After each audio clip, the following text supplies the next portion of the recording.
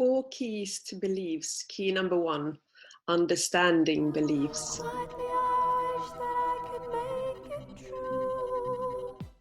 Hello, lovelies. It's Tiina here from Own, Kind of Wonderful, helping you reclaim who you truly are. So 4 keys to beliefs, and we're starting with key number 1, understanding beliefs. Now, beliefs, of course, huge subject. And I'm not using huge lightly there. We're just going to scratch the surface, of course, in these 4 short episodes. But scratching the surface will allow you to open up to new potentials and new possibilities in your life. If you want to research this further and have a bigger understanding, those of you who have never kind of tackled beliefs and those of you who know about beliefs already, of course, there are so many resources just here on YouTube. Of course, there's a million videos about that. You know, you've got Tony Robbins, you've got Lisa Nichols, you've got Marissa Peer, you've got absolutely got Bruce Lipton, you've got Joe Dispenza. Just go and check them out. And it'll be a fantastic world opening up to how you can change your reality by just changing your beliefs. The most important thing today that I want to say, that I want you to understand and take with you, is that your beliefs are not the truth. I will repeat that one more time. Your beliefs are not the truth. Now, when do we form our beliefs? Well, the majority of them we form when we are children. So, of course, we need to create an understanding of the world when we grow up so that we can operate in that world, right? And from that which we observe, we start creating that understanding. So from our parents or caretakers, from our grandparents, from teachers, from further on along the line, friends, and so on. And very often, our beliefs are actually not our own. It's just something that we've inherited from other people, right? Important part of this little puzzle about beliefs is also that when we are between the ages of 1 and 7, and when our task in this world is to create an understanding of the world that we live in now, we operate from theta brainwave. We are in theta brainwave patterns. And when we're adults, we are in beta. Now, there's a difference between them. Now, in theta,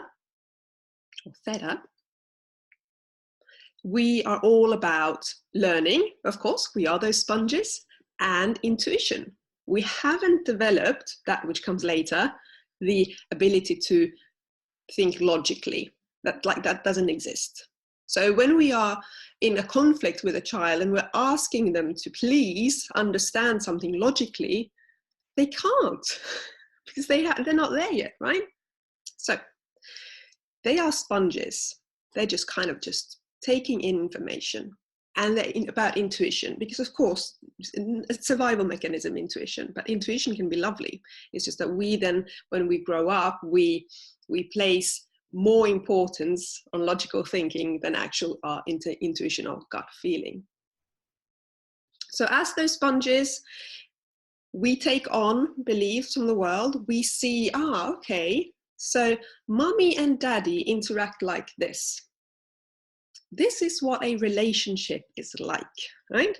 So maybe you're fortunate enough to have parents who have a wonderful, loving relationship, and you form a belief of, this is what love looks like, right?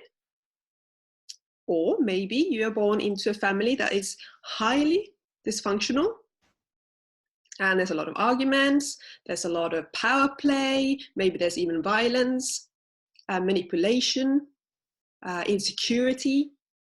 And you observe that and you kind of go, this is what a loving relationship is like, right? You form a belief and then you live that belief, because there's something in us humans. We are meaning-making machines, number 1. And number 2, we want to be right, because we want to make sense of the universe.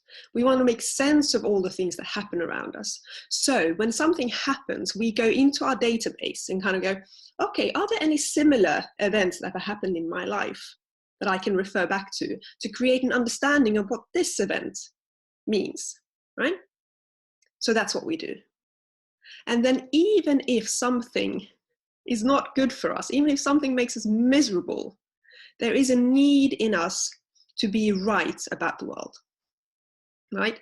Because otherwise, like what, like a whole life is like, no, but that means, surely that must mean this, because I need to be right. Because if I'm not right, what sense can I make of the world, right? So these are important pieces of the puzzle to understand when we go into beliefs and into any kind of work we do on ourselves. Because once we have that understanding, we can kind of go, okay, so if beliefs are not the truth, I can change a belief because it's not set in stone, right? Consciously, on a conscious level, we can, of course, take a decision to change a belief, to kind of go, this belief is not so good for me, I'm going to change it. But on a subconscious level, if we're still thinking that, well, actually, this belief keeps me safe, or, well, actually, I actually think that this belief is the truth, because it was the truth when I was 3.5 years old, it must be the truth now. We have some work to do, maybe on a subconscious level, and be aware that even on if I make a decision on a conscious level, my subconscious level might still want to hold me down on that belief. Beliefs create our thoughts, and our thoughts create our world. There is a lot more to this, of course, because there's something called emotions as well, which will influence a lot of things. But we'll tackle that later in a different series.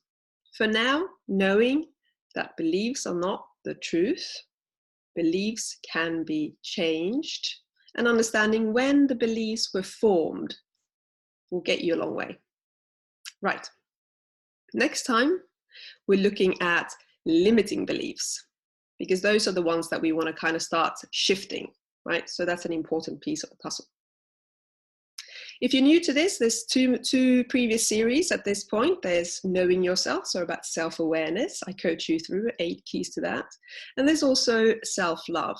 Again, a coaching journey really with 8 keys. We can really follow that and kind of deepen your own self-love in that process. I'll see you next time. Bye now.